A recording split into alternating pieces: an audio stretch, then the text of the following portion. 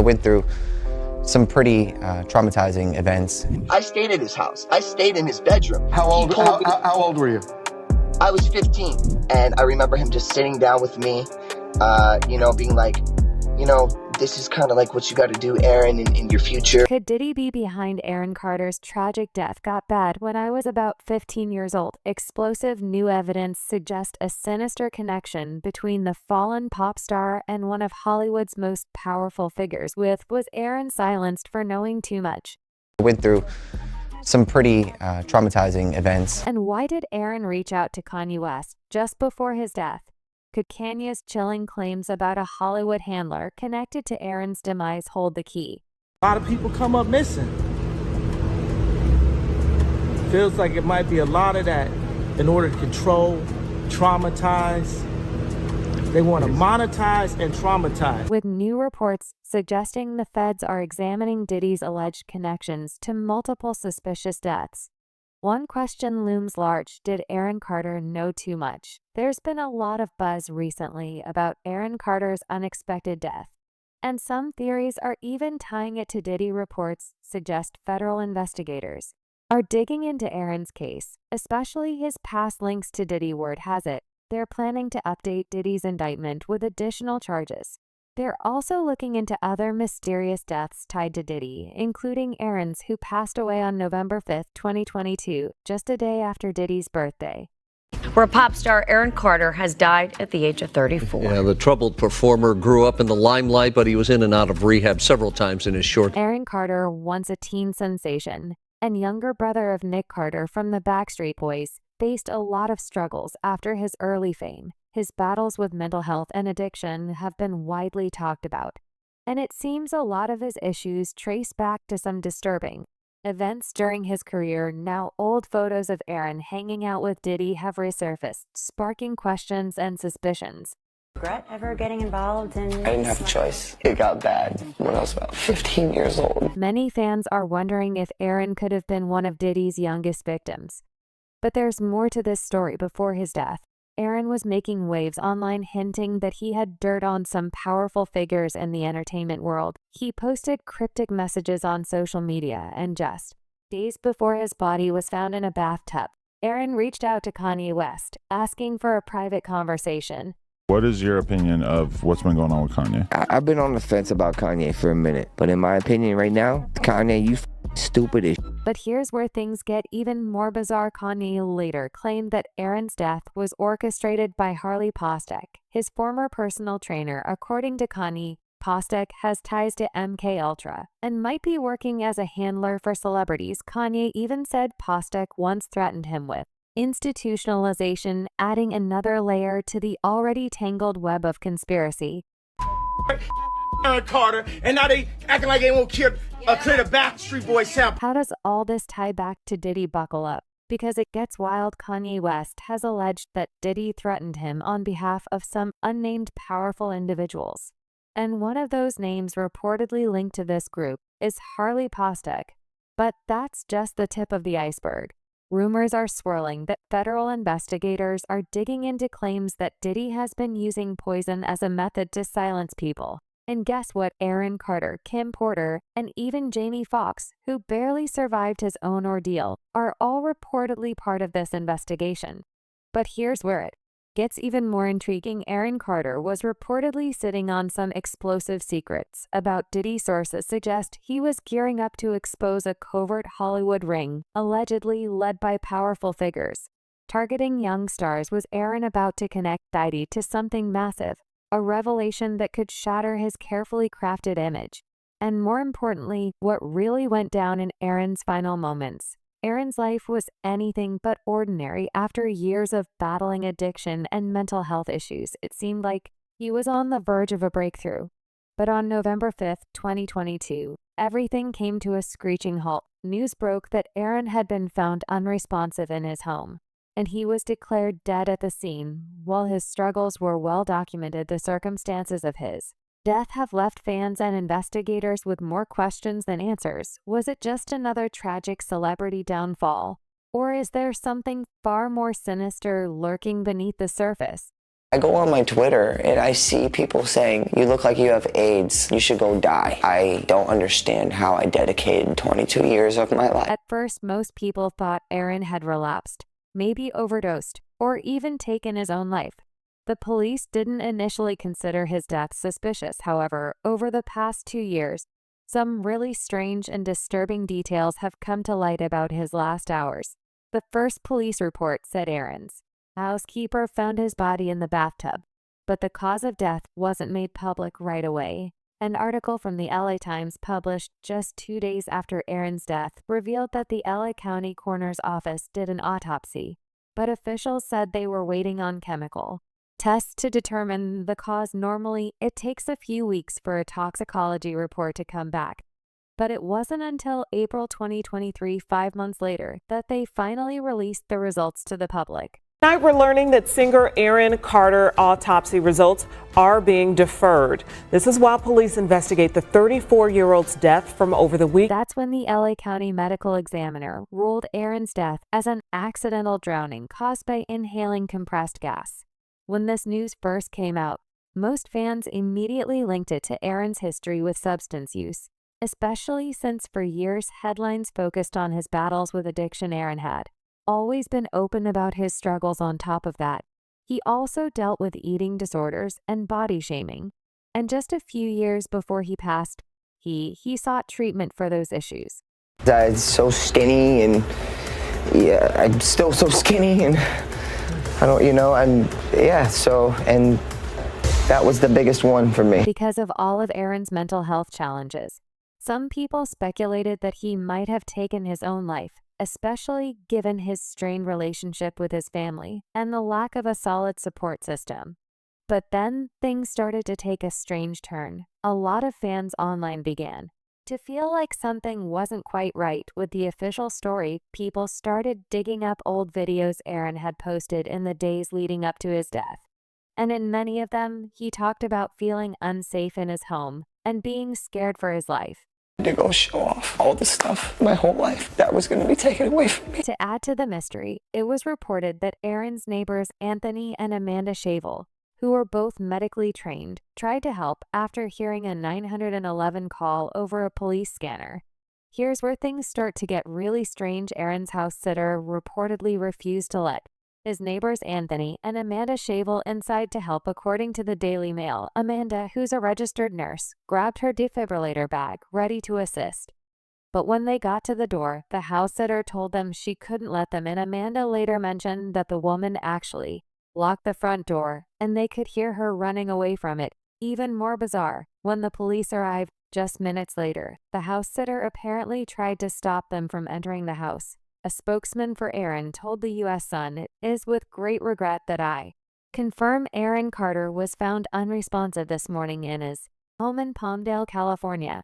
The family has been notified and will be flying out to Los Angeles." Aaron worked very hard towards the end of his life in recovery to be a good father and to make amends with his family, unfortunately without proper recovery facilities available in our country and open borders. This is why we have an epidemic. An eyewitness at the scene on Saturday afternoon local time said it was chaos with police cars and news vans, along with neighbors standing around in the street. Devastated Melanie could be seen wiping away tears and hugging friends as she watched from the sidelines. Neighbor Tony Chavel, a local photojournalist, told the U.S. Sun, "I have a police scanner for work and heard the call come in that there was an unresponsive male in the bathtub. My wife is a nurse, and we headed over and banged on the door. She had her AED automated external defibrillator with her. A woman entered the door and was screaming, 'He's dead, he's dead,' but wouldn't let us in because she'd already called the cops. I spoke to Melanie afterward, and she said it was his maid and questioned why she wouldn't let us in. Melanie drove up from Orange County. She was distraught." A second witness said his house sitter was seen looking shaken and spent time speaking with police inside before being escorted out with belongings and bags. They added the house sitter was the only person behind the police tape. For a long time, Melanie had to wait hours before police would even tell her anything, and she was desperate to see their many pet dogs still in the house. A close friend told the U.S. Sun that they believe Carter did not die by suicide. He had been planning studio sessions with artists next week in Los Angeles to lay down new tunes for an album. You've got to admit that's pretty sketchy. Why would she try to keep the police out, especially if there was a chance to save Aaron? But that's not all. Another theory revolves around Aaron's ex-fiancée Melanie Martin. About a year before Aone's death, it was reported that Aaron broke up with Melanie after finding out she was conspiring with his family to put him under a conservatorship. Many factors discussed with the police and coroner do not add up to a simple overdose. The child star's fiancé told The Sun, "I want to know what really happened so I can focus on raising our son Prince without constantly losing sleep on what happened to his father." Every night, his mother recently called for a real investigation because the coroner wrote it off as an accidental drug overdose. Although she claims the family believes may have been a potential homicide, Martin claimed that Carter's phone was not used in the 24 hours before he died and later found in his car, although he was inseparable from his iPhone. She told The Sun, "I never saw Aaron leave his phone unattended, especially well away from where he was found." She said adamantly Melanie had also been arrested for an incident involving Aaron, and he later talked about it in a YouTube video explaining exactly what she had done to him. Aaron eventually filed for a restraining order against her and also sought custody of their son.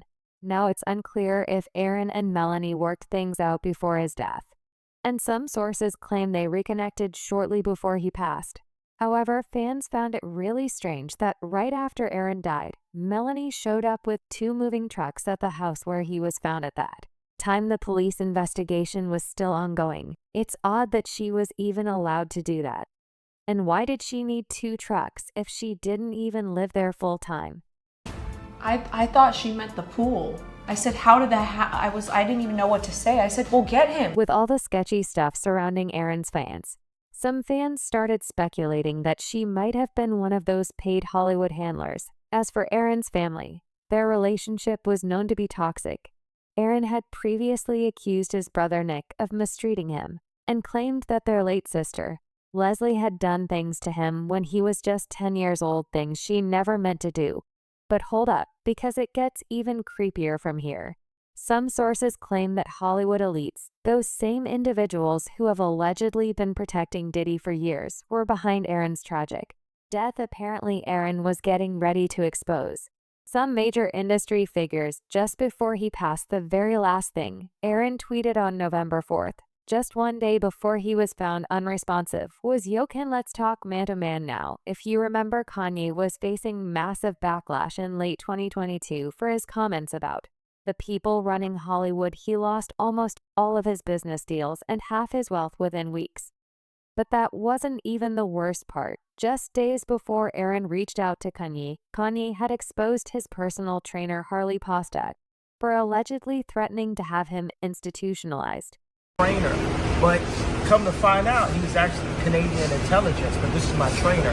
So this shows you the kind of handlers that are around the superstars in California, right? Kanye even shared text messages from Harley, and in one of them, Harley gave Kanye an ultimatum. He said that Kanye would either sit down and talk with him, or he would send him to an institution where they'd medicate the crap out of you and send him back to Zombie Land forever. Harley also added playdate with the kids. Just won't be the same. If you're wondering how a celebrity personal trainer could have the power to institutionalize someone, it turns out Harley Postek has a background in government.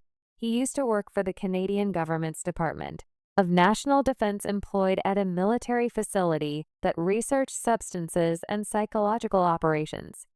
But it wasn't just Harley who was threatening Kanye. After Kanye started exposing the puppet masters of the industry, he revealed that Diddy was texting him nonstop and trying to meet him in person at the same time Diddy was asking for Kanye's address. But Kanye wasn't fooled. He responded, "This ain't a game. I'ma use you as an example to show the Jewish people that told you to call me that no one can threaten or influence me. I told you this was war. Now go on and get you some business." Just when we thought the story couldn't get any more disturbing, recent reports have surfaced suggesting that Diddy may have done something to Aaron when he was a young pop star. Aaron's parents were the type of stage parents who pushed their son into the music industry.